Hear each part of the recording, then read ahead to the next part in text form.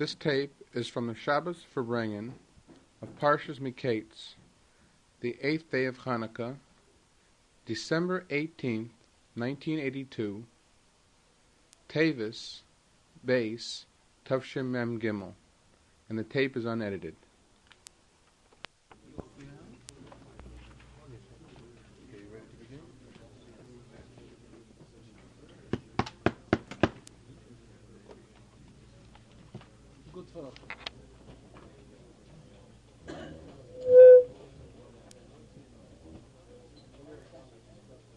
We began the Farbrengen this afternoon that today is Shabbos Chanukah. Could you wait a second? In other words, where's my mic? Is as well also on a Shabbos. Something like this, to have one Yontiv extend to two Shabbosim, this can only be found by the Yontiv of Chanukah. Why? But simple, because Chanukah lasts for 8 days. Pesach originally is a 7-day Yontiv. Sukkot as well is also a 7-day Yontiv. Because we do not count Shmini Atzeres, the Gemara tells us is considered a regel b'fnei atzma, it's considered a Yontiv by itself. So again, we have only 7 days, which means we could have one of each days of the week for the Yontif. However, we cannot have 2 Shabbosim of Pesach in the same year. That should be one Shabbos, and the following Shabbos as well should be Pesach. Or, for example, Sukkot. Shavuos. Furthermore, Shavuos is a Yontif which is only for 2 days. And as Hillel was misaking the calendar, now that we have a fixed calendar, and this is how we run all the Yomim Tovim and all the scheduling of the months, we can never have the first day Shavuos fall out on a Shabbos. Because the rule is, Loi Adu Rosh, Sunday, Wednesday or Friday, cannot be Rosh Hashanah, and Loi Bedu Pesach. The first day of Pesach can never fall out on a Monday, Wednesday and Friday. Shavuos is always a day after Pesach. So if the first day of Pesach can never fall out on a Friday, the first day of Shavuos can never fall out on a Shabbos. So Shavuos, to be able to have the first day of Shavuos on a Shabbos, is impossible today. In the days when the months were set according to Adis, 2 Adis came and they would say that they saw the new moon, and those days it was still possible. However, nowadays that we live with the calendar which was arranged by Hillel, this is something which is impossible. B'negei Shabbos Chanukah, it is possible, like this year, that we should have this tremendous thing that the Chanukah should be spread to 2 Shabbos. And here the Rebbe adds on furthermore, even in those years that there's only one Shabbos Chanukah, and one Shabbos Chanukah we must have every year, because being that this is a Yontiv of 8 days, we must have one Shabbos Chanukah within an 8-day period. But even in those years, not like this year, when the Kviyas of Chanukah begins in one of the middle days of the week, when there's only one day, one Shabbos, but being that Chanukah is such a Yontif, such a special Yontif, that has this power within it, that it can be spread within 2 Shabbosim. So even in those years, when it is only in one Shabbos, we are still talking about this Yontif which possesses this specialty, that it can fall out in 2 Shabbosim. And this is something very special about the Yontif of Chanukah. Now that we have Chanukah and Shabbos combined together, so the Rebbe goes on that really there is something, we find something, Atzad HaShavah, something equal, Sai B'negei Shabbos and Sai B'negei Chanukah. What is the whole union of Shabbos? We know that during the week, a Jew is commanded Sheishes Yomim Taseh Melacha, that for 6 days we are supposed to be occupied. And as the Mechilta uses the expression, Sheishes Yomim Taseh Melacha Zu Mitzvah Sasei, that this is a Mitzvah Sasei from the Torah, that one is supposed to be occupied 6 days a week. However, when it comes Shabbos, Ba Shabbos Ba Menucha, Shabbos calls for rest. Furthermore, we find if we look into Chumash Bereishis, where the Pasuk tells us that on the sixth day, when the Rebishter completed the creation of the entire universe, the Rebishter said, Vayara Lekim, Hashem looked around and realized that the world which he created is Tov Ma'od, is very good. Then the Medrash tells us that HaKadosh Baruch Hu said, Ma hoya ha'olam chaser, what was the world lacking at that time? Menucha, rest. The concept of rest was not created yet. So on one hand, the world is defined at that time in such a level that HaKadosh Baruch Hu refers to it, that it is in the position of ki toiv, not just toiv, but toiv miyait. However, at the same time, it was still lacking the inyan of menucha. And the Chazal referred to it, ma hoya olam chaser. There was something still missing. Though on one hand the world is in the position of Tov Miyed, it's an excellent world, it's a very good world, but at the same time there's something still lacking. What is this menucha? Rest. Ba Shabbos, ba menucha, the Medrash goes on. When HaKadosh Baruch Hu created the Shabbos, that is when he introduced into this world the idea of menucha. So this is what Shabbos stands for. The idea of Shabbos is menucha. Within Shabbos itself, the Rebbe says, there is also various levels of menucha. Because as we know, Friday night is one madrega in Shabbos, Shabbos by day is a higher madrega in Shabbos, and Shabbos afternoon, that is the time which is referred to in the Zohar, the expression of Raiva, the Raivin, this is the highest madrega in the Shabbos. So if this is the highest madrega in the Shabbos, this is as well also the highest level of menucha in the Shabbos. This is a special, suitable time in the Shabbos. B'negei Chanukah, the Rebbe goes on, the same meaning. If we look into the text of Yal HaNisim, and we see what has taken place in the Yontif of Chanukah, and how we succeeded and we overcame the Yevonim, the ones that timu kol hashmanim shebeheichal, they made impure all the oils in the heichal, and we overcame them. HaKadosh Baruch Hu gave Giborim biyad chaloshim, v'rabim biyad me'etem, shoim biyad tzadikim, v'zeidim biyad oiskei serasecha. And as the word Chanukah itself stands for, Chanu Chafhei, that on the 25th day of Kislev, that is when the Jews rested. So again, the Yontif of Chanukah also stands for the same idea as Shabbos. It calls for the idea of rest, the idea of menucha. So on this Shabbos, that we have a combination of Shabbos and Chanukah, so in both of them there is actually the same idea. The idea of Shabbos stands for menucha, as well as the idea of Chanukah also stands for menucha, chanoya, menucha, rest. And if we look into this week's Sedra, Rabbi says these are the Sedras which are discussing whatever has transpired with Yosef. So last week we read Parshas Vayeshev. Parshas Vayeshev, the Torah tells us about Yosef Hurad Mitzrayim, how Yosef was brought down into Mitzrayim, how Yosef went into Golus in Mitzrayim. This week the Sedra begins Vayhi Miketz Nosayim Yomim. It was after Yosef was in prison, and Yosef was taken out of prison. What appointment was Yosef given? Yosef was elevated to such a level where Paro is giving him so much power, and he's telling him, Biladecha leyarim ish es yodeh ve'es raglei, that without your authorization no one has the right to pick up his hand or foot. Which this is a tremendous elevation which Yosef was given, and this also takes place in this week's Sedra. What does this stand for? Also an idea of menucha. Though on one hand the Rabbi Edzan, Yosef was still in Golus, because as Paro himself tells him that he does not have the highest level of power, because as Paro continued, Rak hakisei egdal mimcha, that the chair, the throne, still remains Paro higher than him. But at the same time, Paro is giving him a tremendous amount of authority, and especially in comparison to the situation which Yosef was in last week's Sedra, when Yosef was working for Potiphera, or where Yosef was imprisoned.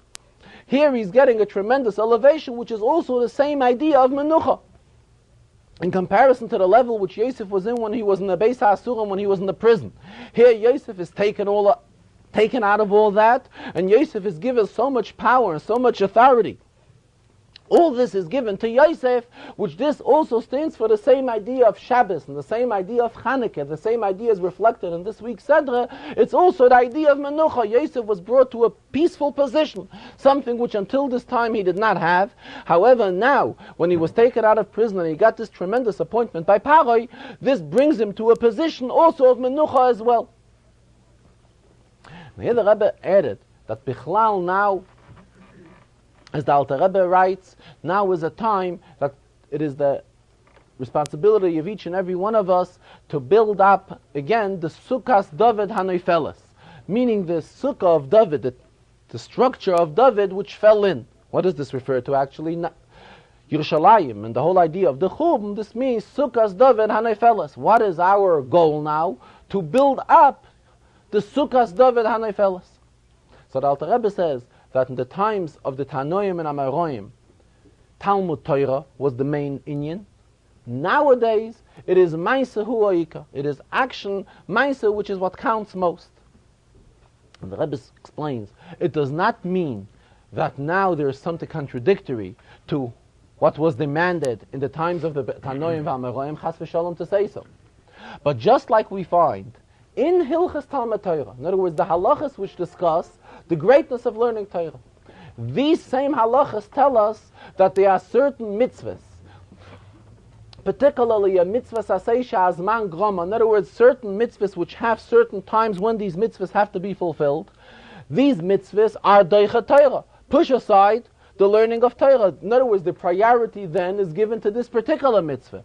The same thing now, being that now we are in a time of Golus, and it is a time that our whole inyan has to be to see to it to rebuild the Sukkas David, the tent of David which has fallen in. Memela, how can this be rebuilt? The Alter Rebbe explains in Igeras HaKodesh that primarily it is through Maisa HaTzdaka, through deeds of tzedakah, actions of tzedakah, as well as not only tzedakah but Maisa in general, action in general. Maisa Hu Ha'ika, this is what counts most, and this is what is primary now in these days of Golus. And as the Rebbe discussed later in the Farbrengen, what sort of action do you do? as the Rebbe discussed later in the Farbrengen, even the Rambam paskins that Benegei Talmud Torah, everybody is obligated to learn Torah. There is no one who is potter from learning Torah, whether one is poor or any other type of excuse. There is no excuse. One will claim he works tremendously hard or he has no time or whatever. No one has an excuse from learning Torah. Everyone has to have some sort of a kviyas item to learn Torah. The same the Rebbe says is the halacha b'negei tzedakah. Even in Oni, one who claims he's extremely poor, he also has to fulfill the mitzvah of tzedakah. And when we're talking about tzedakah, just like there's tzedakah in the material sense, there's the spiritual idea of tzedakah as well, which means helping out spiritually another yid. And here the Rebbe says that b'negeya helping out spiritually another yid, there is nobody that can say that he is potter from this. And there's nobody that can say that he has nobody to utilize his influence on. Naturally, there are some people that have a bigger environment and can reach out to more people, and there are others that will reach out to less people. But everybody has the obligation to fulfill this mitzvah of tzedakah, where we're talking about the mitzvah of tzedakah in the spiritual sense. And nobody is potter from it, even one who would like to declare himself poor. In other words, one will say he's poor spiritually, and therefore he has nothing to share with somebody else. This, the Rebbe says, is also wrong. Because everybody definitely possesses something which he can, in the spiritual, when we're talking about the spiritual tzedakah, which he can definitely go ahead and share with somebody else. And by sharing this with another yid, here we're fulfilling the idea of tzedakah in the spiritual sense, as well as ha'maisa hu ha'ikar. This is what the inyan which the Alter Rebbe stresses, that nowadays acts of tzedakah, deeds of tzedakah are very important, and this will contribute to this individual geula of each and every one, the geula pratis, as well as to the geula in general of all of Klal Yisrael. Today being the last day of Chanukah, not only does it have the advantage that it's the last day of Chanukah, and it is also Shabbos, But it has an additional advantage that we are going from Rosh Chodesh into Shabbos. And this again, the Rebbe explains, does not have to be in all the years. Why? Because there are many years when we have only one day Rosh Chodesh Tevis. So, don't follow. If we have one day Rosh Chodesh Tevis, the last day of Hanukkah, how is there a space? No. Rosh Chodesh could be in the middle. Rosh Chodesh could be in the middle of the week. Then the 6th day would be right. Then the 6th day of Hanukkah would be Rosh Chodesh, and the 7th day would not be Rosh Chodesh. However, as the Kviyas is this year, that the month of Kislev is a Malay. So if the month of Kislev has full 30 days, then we have 2 days of Rosh Chodesh. So we go directly from Rosh Chodesh into Shabbos Hanukkah. So it's again a yet higher inyan this Shabbos. Not only is it Shabbos, and not only is it Zos Hanukkah, but we have just gone through this great inyan of Rosh Chodesh and entering from Rosh Chodesh into Zos Hanukkah. B'negei Rosh Chodesh we find that the pasuk does not consider it a Yom HaMaaseh, a day of action. Though al pi halacha, on Rosh Chodesh it is permitted to do malacha. We know Shabbos is also b'malacha. Weekdays we're allowed to do malacha. Rosh Chodesh as well, we are also allowed to do malacha. However, at the same time, the Rebbe quoted a pasuk, and this is a pasuk in Nach. Pasuk uses the expression, whereby the pasuk expresses itself that Rosh Chodesh is not considered a Yom HaMaaseh. In order to understand it clearer, the Rebbe brought an example from Halacha.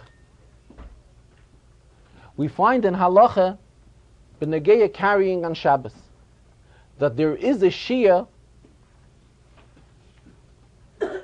One should be chayiv for carrying on Shabbos. He has to carry the required shear.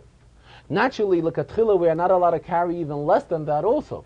But for one to be chayiv a korban times of the Beis Hamikdash, it should be considered that he did a malacha d'oraisa, then he has to carry the full shear which is prohibited to carry on Shabbos. There is a halacha. If one would pick up a dish, and this dish has food within it, or liquid within it, I brought the example, it has oil or water or any other type of liquid, and carries out this dish, if in the contents of the dish there is no shia of the Issa Hitzah on Shabbos, though together with the dish that he's carrying, the plate or whatever it may be, it does total the shia, he will not be chayiv on the Issa of Hitzah. Why is this so? Because the main thing here is not the dish. What is the main inyan here? The main inyan here is the contents, that what's within the dish, whether it's a liquid or a content or a food, whatever it may be. Being that in the contents there is no shia, the fact that he's also carrying a dish, as the expression goes, the dish is bottle, falls away to the contents that's within it. Memela, we cannot be a mechayiv carrying on Shabbos when there will not be a full shia within the dish. Though to get a betziruf with the dish, it does have a shia because the dish that contains the food or liquid within it is totally bottled to the food. This is a halacha in Hilchas Shabbos. With this halacha, the Rebbe goes on, we can understand the same applies b'negeya Rosh Chodesh. Rosh Chodesh, we are allowed to do ma'aseh. There is no Isser Asiyas Malacha on Rosh Chodesh. However, the Malacha which is done on Rosh Chodesh is in a sense like the keli, like the dish which contains the liquid. And just like the dish which contains the liquid is totally bottled to the contents that's within it, for example, the liquid, and the dish for itself is not toifes mokim, is not given any consideration and is not included into the shir of Eitzah, the same, being that it is Rosh Chodesh. Rosh Chodesh is such a high madrega, such a high inyan, that though on one hand it's mutar ba'asiyas malacha, But the melacha which is done on Rosh Chodesh is like bottled to the day. It has no chivas that it should be considered a Yom HaMaaseh. Yom HaMaaseh is not considered, though one may go ahead and not only may he can, and it's fully permissive according to halacha to go ahead on Rosh Chodesh and do a melacha. But this malacha, which is practiced, which is done on Rosh Chodesh, is totally bottled to the day, and that is why it is not considered, the day of Rosh Chodesh is not considered a Yom HaMaaseh. So this again gives additional chashivos to this Shabbos, which is not only Shabbos, and not only is it Shabbos Chanukah, but it is a Shabbos Chanukah, which we are entering this Shabbos from another great inyan from the day of Rosh Chodesh. Then the Rebbe spoke that being that this Shabbos comes behemshech, comes to continuation to last Shabbos, and last Shabbos had within the week before last Shabbos was the day of Yutes Kislev, and as spoken in the Yutes Kislev Farbrengen that it's a custom to make a siyum on the Shas on Yutes Kislev, and to make a completion on the Shas, and at the same time divide the Shas again amongst all participants in the Farbrengen, that everybody should take a Masechta in the Shas, Masechta of Gemara, and to finish it up to the forthcoming Yutes Kislev. And here the Rebbe mentioned for those that did not do so as yet, and since Yutes Kislev, and since Yutes Kislev, they can still join in the Chalukas HaShas and select the Masechta and be part of this completion of the Shas. At the same time, on Yutes Kislev, we also complete the Tanya. Because as the Tanya is divided, how we learn Chitas daily, when do we complete the Tanya? Or rather, when do we begin the Tanya again? We begin the Tanya on Yutes Kislev, and we complete the Tanya on the day before Yutes Kislev. And here the Rebbe referred to the last letter of in the Tanya. This was arranged. The Kuntaras Achin, which comes as a continuation to the Igeres HaKodesh, was arranged by the children, the B'nai Hagoyen HaMechaber, by the children of the Alter Rebbe, who were those that put together the collection of the Alter Rebbe's letters and printed it within the Tanya. In this last part of the Tanya, which is the last of the Kuntaras Achin, which with this the Tanya concludes, this is where the Alter Rebbe discusses this inyan take of making a siyum hashas, where it discusses the greatness of dividing shas amongst everyone in the kehillah, everyone in the community, which gives, as the Rebbe mentioned in many Farbrengens, that when shas is divided and a chalukas hashas is made and everyone participates in this chalukas hashas, everyone is credited as if he would complete the whole shas. This is the tremendous advantage in learning a Masechta together with a Chalukas Hashas. It is not only considered that each and every one is, that he's learning this Masechta which everyone has selected to learn, but it is more than that. It is considered that everybody gets the same, everybody is given this equal schar, so to speak, or in Ruchnis it is considered like everybody would complete the Shas. So this inyan is taka discussed in the very end of the Tanya, the greatness of making a siyum hashas. Another inyan which is discussed there is the Alter Rebbe talks about the importance of Shabbos, of observing Shabbos properly. And the Alter Rebbe expresses himself as follows: Kol hashemer Shabbos ki ilchosai, he refers to the Chazal, whoever observes Shabbos accordingly, moichle lo al kol avenosav, he's forgiven on all his sins. The Alter Rebbe adds on, ki hilchosai daike, it has to be really to observe Shabbos according to its all halachic details. So therefore the Alter Rebbe continues, lochein mutal al kol echad ve'echad, that is why it is everyone's responsibility, liyizbaki behilchese rabse l'shabbate, that everybody should be a baki in the major halachas of Shabbos, in all the detailed halachas of Shabbos. Because that is the only way we can observe Shabbos properly, is if we know the halachas of Shabbos. If one doesn't know all the halachas of Shabbos, all the do's and don'ts, what we are allowed to do and what we are not allowed to do, then one will not be able to observe Shabbos properly.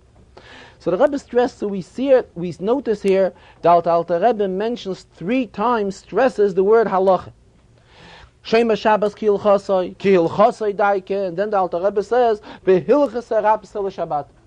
One should learn all the halachas of Shabbos. So the Rebbe ties this in with the Siyum and Shas, being that the Alter Rebbe here also talks about the completion of Shas. And right afterwards he talks about the inyan of halacha. What is the completion of Shas? As the Rebbe spoke by Arichas Yutas Kislev in the Shabbos afterwards, the greatness of Kol Hashoina halacha is b'chol yoyim.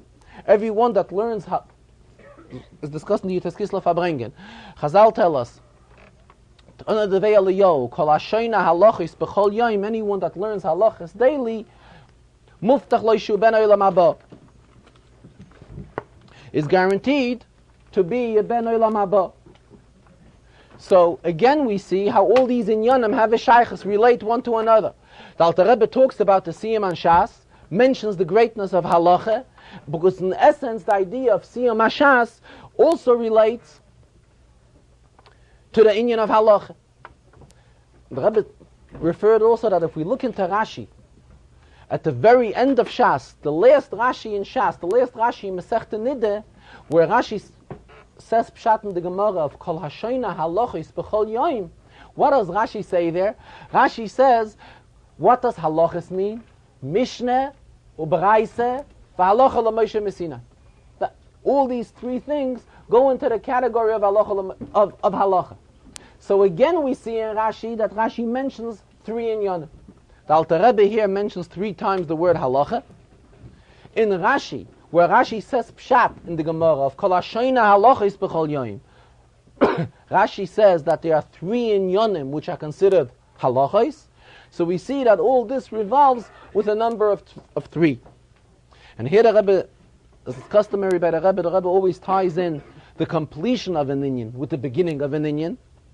So the Rebbe goes back to the beginning of the Tanya, as it is said by the Frierdiker Rebbe, and that when we learn the Shiurim of Chitas, on the day of Yutas Kislev, part of the Shiur is also the front page, the first page of the Sefer Tanya.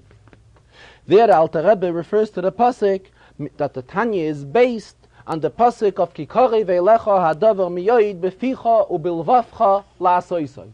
Again 3 inyanim: picha, levavcha, and la'asoisoi. This is a pasuk.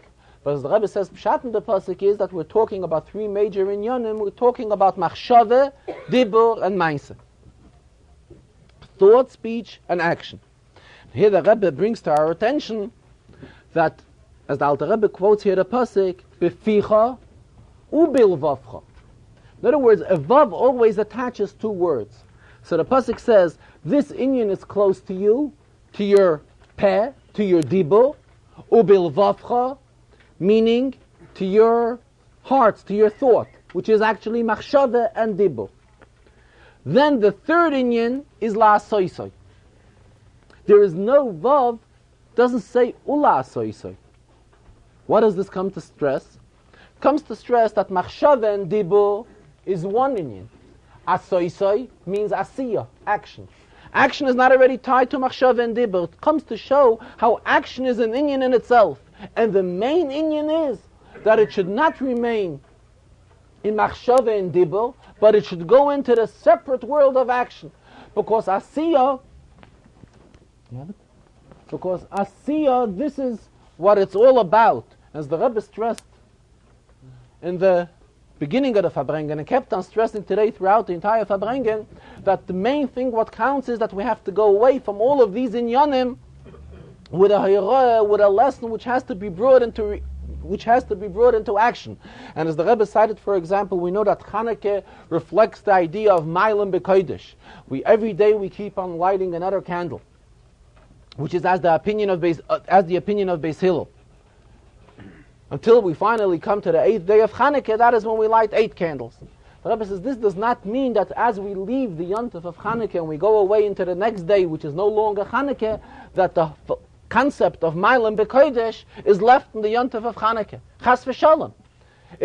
On the contrary, it means that the Yontif of Chanukah has given us strength to take along the concept of Mailim B'Kodesh with us for the entire year. That all year round we have to live with this lesson which Hanukkah teaches us, that in any union of Kedusha we have to constantly keep on going higher and higher. And if we're talking higher and higher, whenever we are talking Madregas, it always has to be reflected in Maisa. Ha-Maisa hua Ika. The main thing, what counts, is Maisa. So Memela here, Alter Rebbe does not tie together. V'ficho bulvavcho vila soy.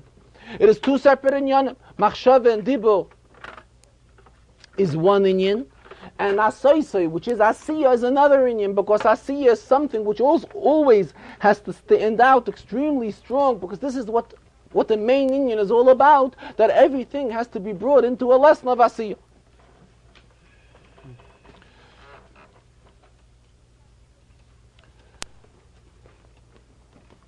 Later in the Farbrengen, as usual, the Rebbe learned Rashi in this week's Seder and also referred to a Zohar in this week's Seder. The Rebbe also here referred to another inyan.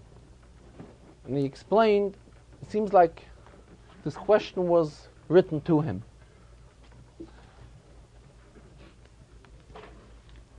And the Rebbe raised the question as follows. The Rebbe says that throughout the years, this question was asked to him, and he answered differently to the same question. He responded differently. So the question, I'll explain it in a minute. So the question was now asked to the Rebbe, how come once he explained one way, as opposed that later he explained it differently? What's the inyan? The inyan is B'negeya giving a name to a newborn baby. Question was asked that where a family gave a name to a newborn baby, and later they realized that there is a grandfather in the family, living grandfather with the same name. And this is something which in our communities it is usually not done. A name is usually given after a relative that has passed away, but not after a living relative. So it seems that there's various correspondence from the Rebbe which contradicts one another b'negeya this shaila. The Rebbe explained today it does not mean that the contents of his response is contradictory. It means who asked the question. What does this mean? The Rebbe says it depends from what community one stems. In Ashkenazic communities, this is something which is never practiced. Not only is it never practiced, but there is a kpeda. We are careful not to name a newborn baby to give the newborn baby a same name than a name after a living relative. However, the Rebbe explains, by Sfardim it is not so. Not only is it not so, but on the contrary, it's an idea of expressing respect and honor to a father or to a grandfather is by giving the same name that the father or grandfather carries. And this is even by Sfardim today, the same practice goes on. So it seems like that this correspondence of the Rebbe, where the Rebbe responded differently, where he was asked this question, it seems like one letter may have been written to a Sephardic family, where the Rebbe told them that this is no problem, and being that in their community this is the practice, so it's definitely no problem. However, the other letter may have been written as it's understood to an Ashkenazic family, and there the Rebbe probably gave him a different type of advice. I did not recalling the letters, but it seems whereby the Rebbe probably said if the child has two names, he should be called only by one of the two. For example, if this child's name is Yankiv Mordcha, and Yankiv is the living grandfather, call the child by the name Mordcha, something like it. I mean, I'm not sure on what I'm saying if it's accurate, but this is probably the type of advice which may have came from the Rebbe.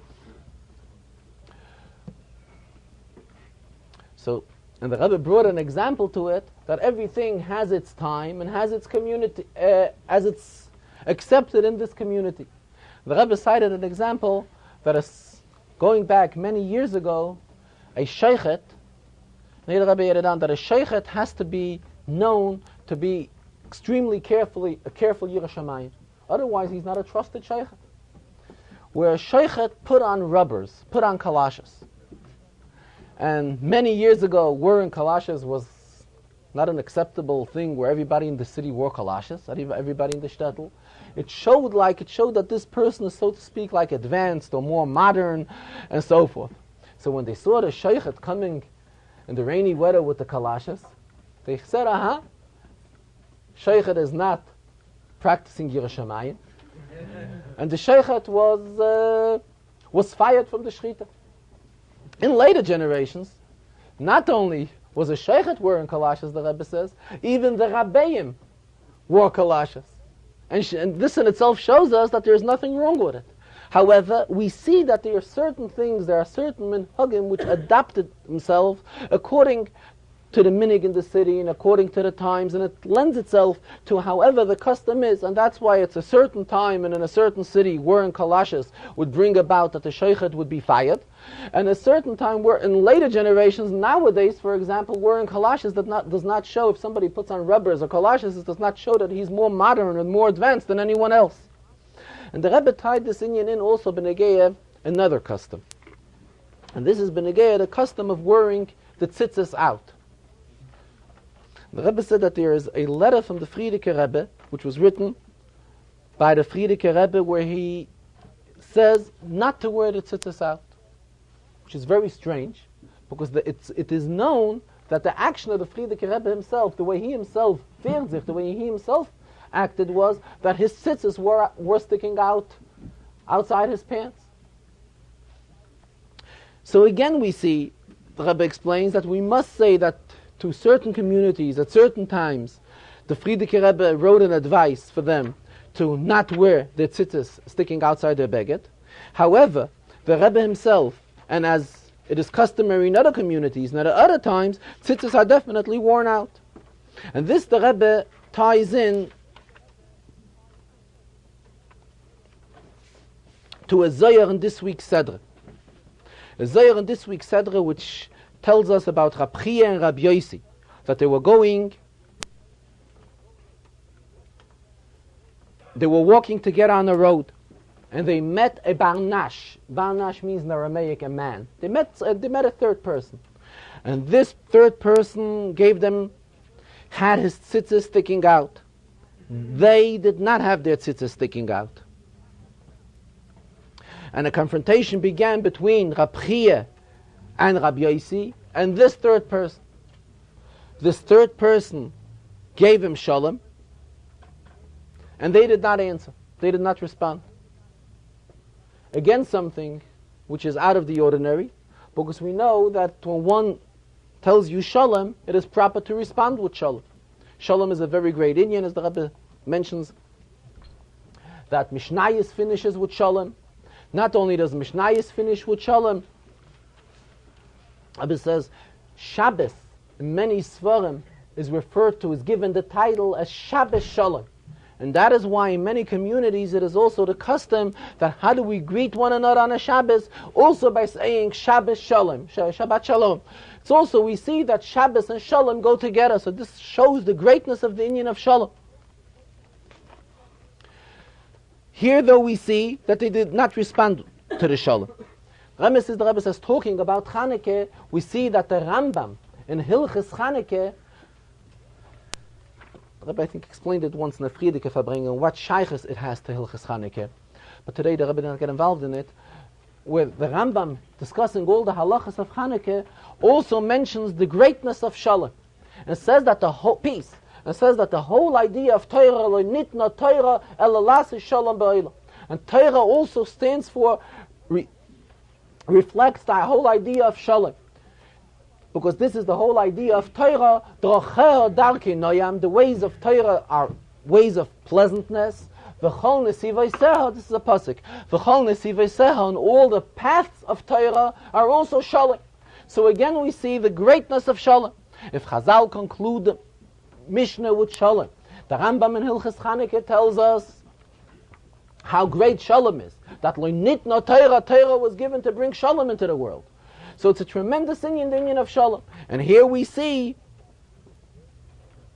that when these people met, they did not respond with Shalom. He said Shalom and they did not respond. So the Zohar goes on that they said, "B'mecha shadet only. What did you suspect? Kad yavisu li shalom, when you gave me shalom, v'lo yasivna lahu, and I didn't respond to you. Amalei Rabbi Yosi, so Rabbi Yosi says that we thought, why didn't you answer us with the shalom? It was, in other words, Rabbi Chia and Rabbi Yosi said shalom, and this Barnash did not respond to them. They told him, Dilma, maybe you were davening, or maybe you were learning, and that is why you did not want to interrupt to respond to a shalom with us. So the Zohar concludes, Pasach va'ama, mizmer la'asaf, ach toiv li'Yisrael. So then Rabbi Chia and Rabbi Yosi began saying, mizmer la'asaf, which is a capital in Tehillim, ach toiv li'Yisrael. In other words, Yidden should always be rewarded with good. Good should only come to Yidden and nothing else. One should say always good about another Yid, is what he said. Okay. That's what they interpret. In other words, an excuse. That's right. They found an excuse, and they interpreted that, which means that we should always say good on another Yid. It seems from the Zohar that Rabbi Chia and Rabbi Yosi said shalom to this Barnash, to the man, and the man didn't answer. So obviously, it's something which deserves to be criticized, because when you say shalom to somebody, you have to respond. And what about the tzitzis? Did the Rebbe say more about the tzitzis? The Rebbe only explained that we see from here that at times there's an Indian wearing tzitzis out, because the Zohar also tells us that this Barnash, this person, had his tzitzis out, while Rabbi Chia and Rabbi Yosi did not have their tzitzis out. And the Rebbe says that the Zohar does not farentfer why Rabbi Chia and Rabbi Yosi did not have their tzitzis out. And here the Rebbe quoted another famous Zohar, that in the Zohar there's a lot about the Yenuka, this youngster, who expressed himself, he once sensed on people, he was able to smell the odor of people, that they did not learn Krishma on time. So this is something which is people which are discussed in the Zohar, and the Zohar should say about these people that they did not learn Krishma on time. And there are two opinions. Others that Agoyres, they did not learn Krishma altogether, or that learned they did not learn Krishma bismana.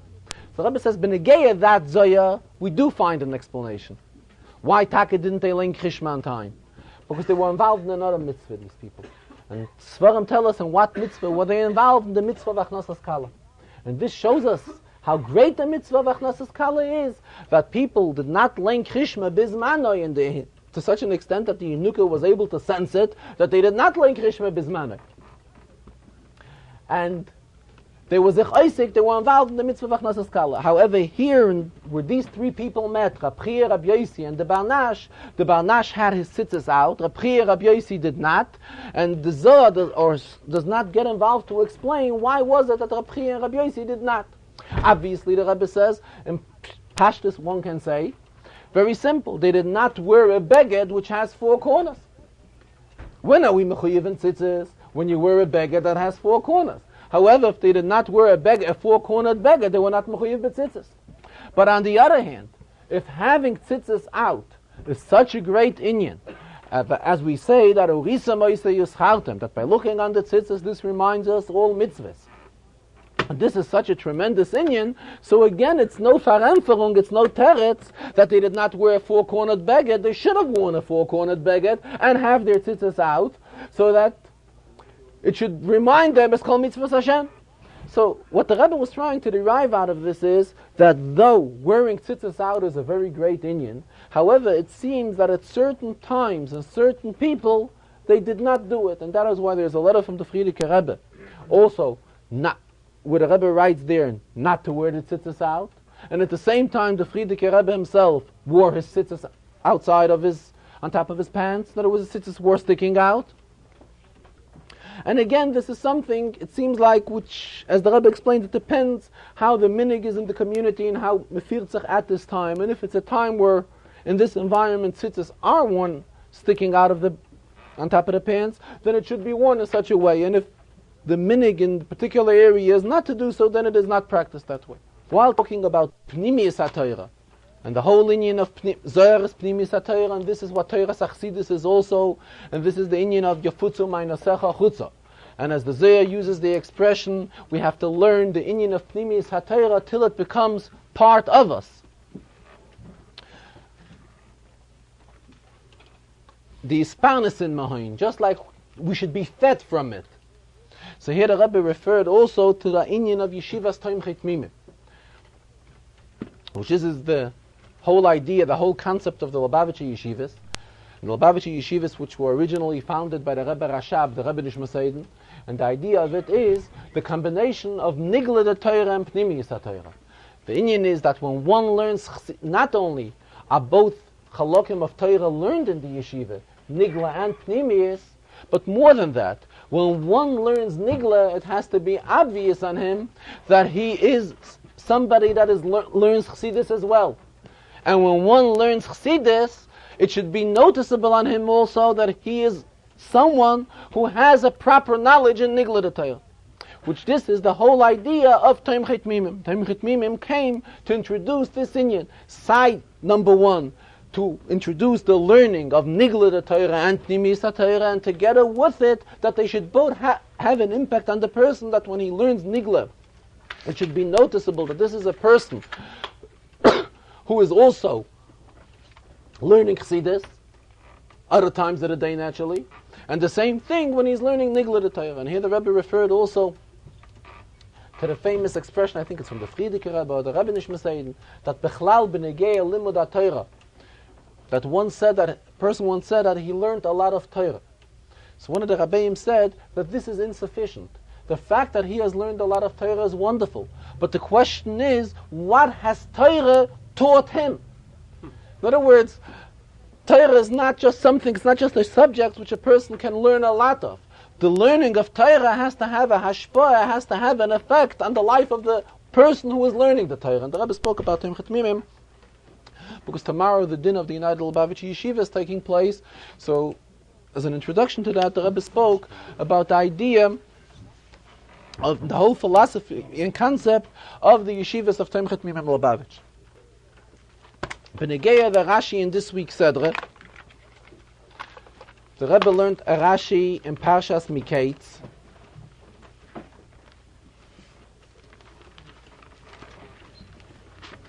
Thank you. Kapitel Mem Aleph, Pasik Mem Ches.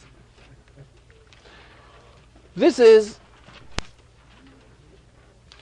here the Psukim are discussing what has to be done in order to preserve food for the 7 hungry years. So the Pasuk says, Vata'as ha'oretz, Pasuk Mem Zayin, Vata'as ha'oretz b'sheva shnei ha'sova likmotzim. That during the 7 full years, they set up reserves of food. Then the Pasuk goes ahead in Pasuk Mem Ches. V'yikboitz es kol oichel sheva shonim asher hayu be'eretz Mitzrayim, and to gather this food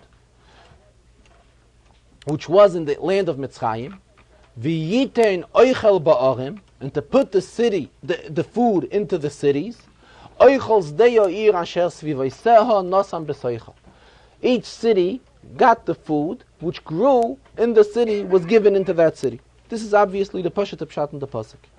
If we look into Rashi on Pasuk Memches, Rashi quotes all the words oichel zdeyo ir asher svivaiseha nosam b'toicha. And Rashi says, Shekol eretz ve'eretz, every country, ma'amedes peireseha. Every country produces its fruit. Which, as the Rebbe is learning, means that every country has its type of fruit which it produces. Excuse me, in other words, there are certain fruits. Ma'amedes means keeps it. Keeps. Okay, but this is how the Rebbe is learning Pshat already. There are certain fruits which grow in certain countries, and there are other fruits which we know grow in other countries, whether it's because of the climate or whatever. Here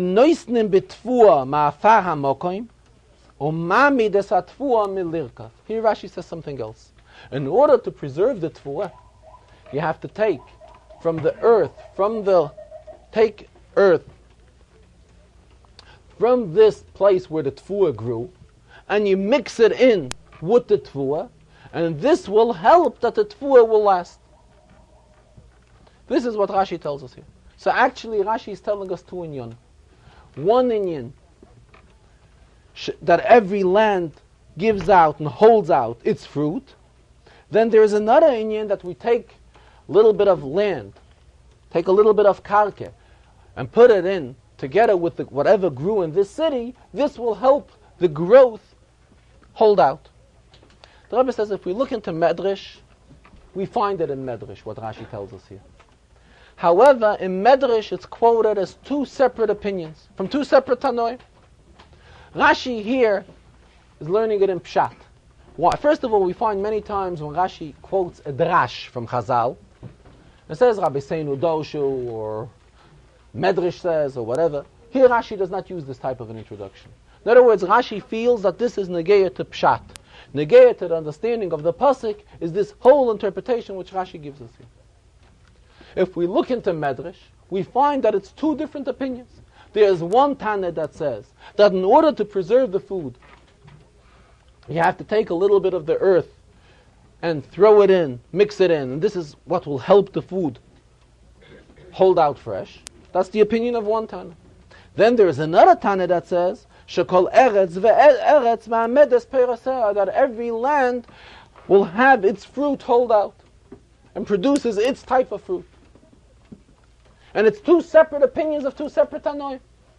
Rashi does not make mention of the fact that one Tana says this, one Tana says that. Rashi mixes the whole thing into one Pirush. Also the Rebbe says, let us look into the expression of Rashi, where every word is extremely accurate. Rashi uses the expression, Shekol eretz ve'eretz ma'amedes peiroseha. What does peiros mean? Peiros means fruit. Right away, thereafter, v'noisnim b'tvua. What does tvua mean? Tvua means grain, wheat.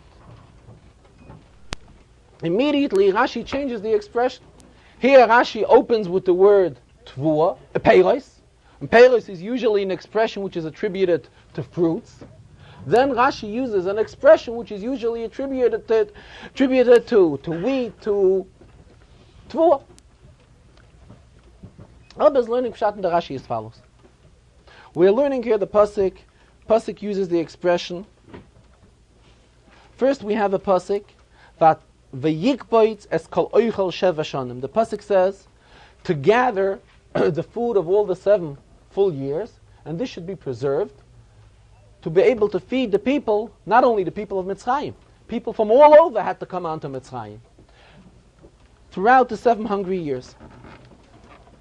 Then if we look carefully into Pasuk Mem Tes, which is the Pasuk after this, we find Vayitzber Yosef Bo. Who gathered a lot of food? Yosef.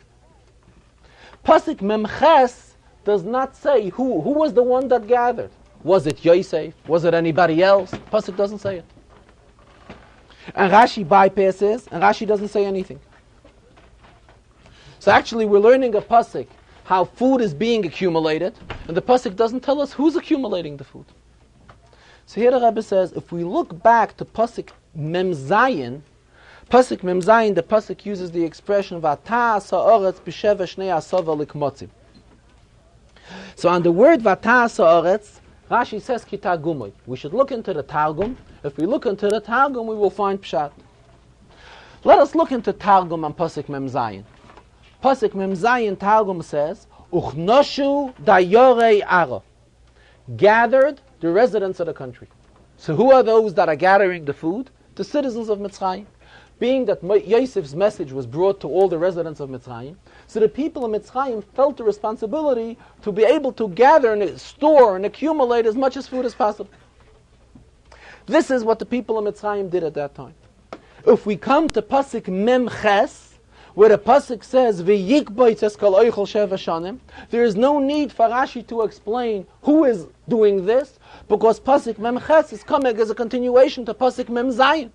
And in Pasuk Mem Zayin, Rashi already told us Kitar Gumay, and the Targum comments who are the ones that accumulated the food, Dayorei Ara. So Memela Mem Ches also mean, in Pasuk Mem Ches, we're also talking about the Dayorei Ara, the residents of Mitzrayim. It is just in Pasuk Mem Tes where Yosef is also getting involved in making his own accumulation, his own gathering of food. So the Pasuk here is talking and explaining how the citizens of Mitzrayim, the Dayorei Ara, the residents of Mitzrayim, are accumulating food. So they're accumulating the food Asher Hoya Be'eretz Mitzrayim, which was in the entire land of Mitzrayim. Then the Pasuk says, V'yiten oichel ba'arim, oichel steyoir. First we're talking about the food which grew in the entire country of Mitzrayim. Then the pasuk gets a little more specific and says that we have to store food in the cities, to store in every city the food which grew in that city. This requires an interpretation. So Rashi explains as follows. First there's an inyan shekol eretz ve'eretz ma'amedes peireseha. And when Rashi here uses the term peireseha, he doesn't mean fruit. He means its growths. The fruit, what grows in the country. Doesn't mean fruit as opposed to tfu, as opposed to grain. It means the general concept of things that grow in the country. So Rashi gives us an introduction. The pasuk says, the food which was accumulated in the land of Mitzrayim. What's the pshat? What food was accumulated in the land of Mitzrayim? The food which is suitable to grow in the land of Mitzrayim. Because each and every country produces a different type of fruit. This is one inyan. Then the pasuk says, "V'yiten oichel ba'arim, oichel sdeyo ir asher svivaseh nosam b'seicha," that the food was distributed to each city, and each city got the food which grew in that city. Rashi gives an explanation for that as well. That's the second inyan in Rashi. V'noisnim b'tfuah. Now we're talking about tfuah specifically. We're talking about wheat. Wheats. That when we give into the wheat, me'afar hamokim, from the dust, from the earth, from that city, from the place where the wheat grew, this will hold out, that the tfuah will not rot, and will hold out. So that is why the tfuah was given, distributed in such a way that in each city they put the tfuah which grew in that city. Because when the tfuah was stored in the city where it grew, they took land, they took offer from that city and put it into the tfuah which grew in that city. And in Mela, this helped that the tfuah which grew in that city did not lirkav, did not rot. And it was able to hold out, so that when the Shnei Harav came, the years of hunger came, it should be able to, the people should be able to feed themselves with this tfuah. So Rashi really is not getting involved with the Medrash. In the Medrash it could be two different opinions. Rashi is combining them, not because Rashi is combining two opinions from a Medrash. It's not a drash here in Rashi. Rashi is learning with us Pshuta Shel Mikra. In Pshuta Shel Mikra, Rashi is forced to learn Pshat this way. This was the system, how they preserved the tfuah in Mitzrayim, which also happens to be, coincidental this happens to be, that in the Medrash, it's two opinions of two different Tanoim. That's when we're talking Al Pi Drash. But when we're talking Al Pi Pshat, it's all one opinion. It's not the opinion of any of those Tanoim. This is how Rashi finds it appropriate to learn Pshat in this pasuk. Being that always, the Rebbe claims that always, teaches us that always in Rashi, there's also not only the Pshuta Shel Mikra, but there's the hidden Yeina Shel Torah, the wine, the Ruchnius of Torah, which can be taken out from a Rashi. Rebbe says when we're talking about Peiros, Peiros means Torah and mitzvahs as compared to Peiros. Offer, what does dust, what does earth mean in the spiritual sense? It means bittul, it means modesty. As we say in davening,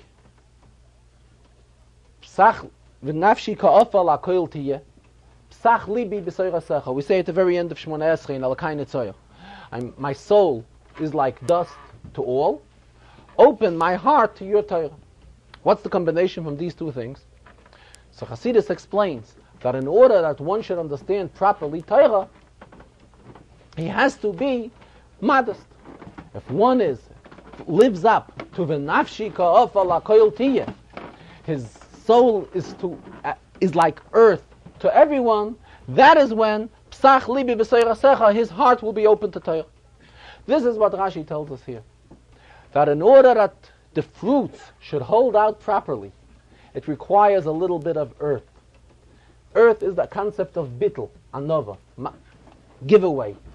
When there's one gives himself away totally, he stands in a level of bittul. And that is when his peiros will succeed. And here the Rebbe spoke about this whole inyan, and as the Rebbe is talking about the great demand on bittul, and the Rebbe says one really has to have the proper bittul within him, and not just to hold himself great. And when it comes to other inyanim, he will say that he's not a politician, or he's not a great businessman. Or on the other hand, when it comes to talk bad on Yidden, this is when one will jump out and he'll be very happy to do so. As the Rebbe is talking about all this, the Rebbe says what usually happens is, when he talks about all these things, he says he never refers to anyone by name. And that is when everybody begins thinking, whom does he really mean? And the Rebbe says we all know that he does not like this, that we begin thinking, whom does he really mean? So we say it like when we start figuring out in our minds, whom does he mean? But at the same time we know that the Rebbe doesn't want us to get involved in thinking whom he really means when he starts portraying such type of individuals. So the Rebbe here referred to a famous saying from the Tzemach Tzedek, that the Tzemach Tzedek said that he compares himself to a hat manufacturer. What's a hat manufacturer? He makes hats. He makes different type of hats and different sizes of hats. And what he does is, he puts them on his rack. And then people begin coming into a store, and they begin fitting the hats, and each and every different person fits a hat accordingly. Same thing that Tzemach Tzedek says. He says in Yonim, speaks about various types of inyanim. Later the Hasidim come, and they try on these hats. And everybody takes a different inyan, which the Tzemach Tzedek spoke about, and applies it to himself, and takes his lesson in Avodas Hashem, which he can take from whatever he heard from the Tzemach Tzedek. Same thing the Rebbe says, when he speaks, he does not mean any one individual, and he does not want people should begin thinking, whom does he really mean? Does he mean this person? Does he mean that person? He compares himself to the hat maker. He makes hats in different sizes.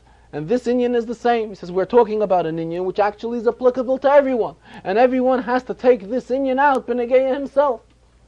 Benegay himself, that we should take this lesson out of this Rashi, that in order that the fruit should not rot, that the fruit should remain. What do we mean fruit? In the spiritual sense of fruit, we're talking about peiros, Torah, mitzvahs, man peira mitzvah.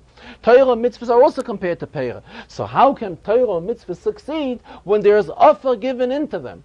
Offer is the idea of bittul, nafshi ka'ofar la'koil tiyeh. And when the nafshi ka'ofar la'koil tiyeh is there, that is when the Torah remains and the mitzvahs remain. They do not rot, but on the contrary, it is besach libi b'seirasecha. Our hearts and minds are open, gain a special type of an opening and a special hatzlacha in Torah when it comes with the introduction of a nafshi ka'ofar la'koil tiyeh.